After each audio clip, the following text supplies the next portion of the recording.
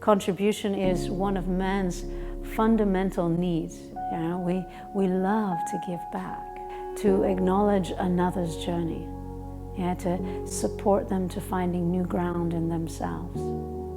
And my passion is to be there both professionally and personally in their growth.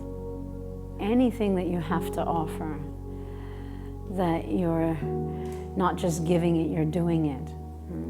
You're not just teaching it, you're living it. People coming to the Tools for Life leader training are really passionate about two things. Yeah, being in service to helping other people develop, and also being in service to their own development.